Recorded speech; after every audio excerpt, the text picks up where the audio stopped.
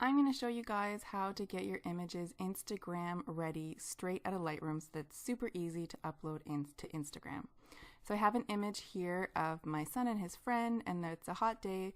They're playing in the backyard. We have this inflatable pool, and I want to add this photo to my Instagram account. So the first thing I'm going to do is I'm going to make a virtual copy of this image, and that way I have a copy that is, this one is not touched. So to do that, you're just going to right click on the photo and say create virtual copy.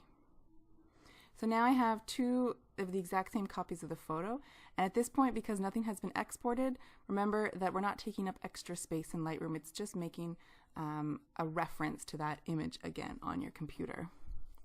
So from here, we're going to make the image square.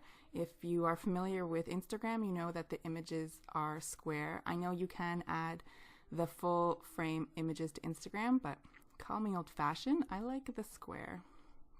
I'm in the develop module, and I'm going to come up here to this panel, and I'm going to select the crop overlay. And you'll see that I already did some adjustments with the angle of my photo. You're going to come over here and you're going to click 1:1, and that's going to make your crop box into a square. And if you want to know what your final image is going to look like, if you look over here on the left, you'll have your navigator panel. And if you don't see that, it's possible that this little triangle has been clicked. And this will show you what your final product will look like. So you can kind of play around here, make it look how you want it. And then when you're happy, you're going to click done. So now we're going to export this photo. And so we're going to come into the library module and we're going to select export. So here is where you can make your own export. Now you'll see that I have export preset. You'll see that I already have one, but we will make another one.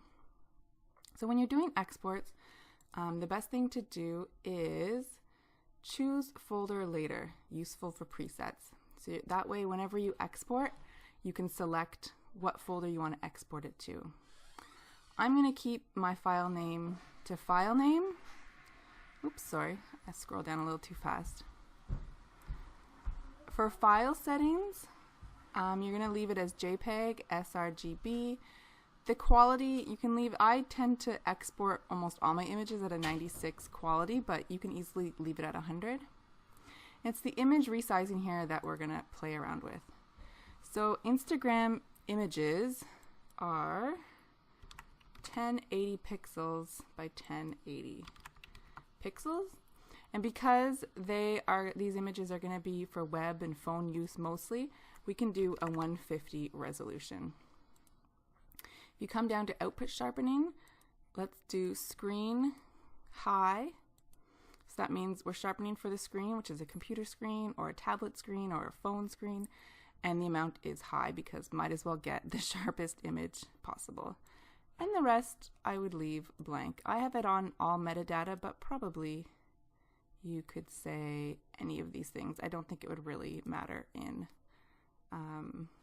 Instagram. So what you want to do then is you want to add. So you're going to add this preset, and because I already have Instagram preset, I'm going to call this one TPE Instagram. Oops, Instagram. And I'm going to put that under my folder of user presets, create. So there it is. So now every time I'm exporting an image that is meant for Instagram, I would just click on this and it'll enter all the settings for me. So now because I actually do want to export this image, I'm going to select to export it to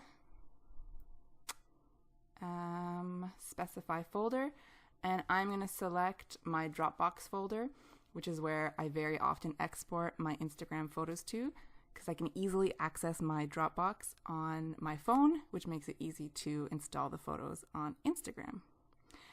You may have a different method of getting your photos onto your phone or your mobile device to upload on Instagram, and that's totally fine. But hopefully this makes exporting or getting your images ready right from Lightroom for Instagram. And I hope that you're able to create this easy export preset so that you can do it super fast in the future. Enjoy!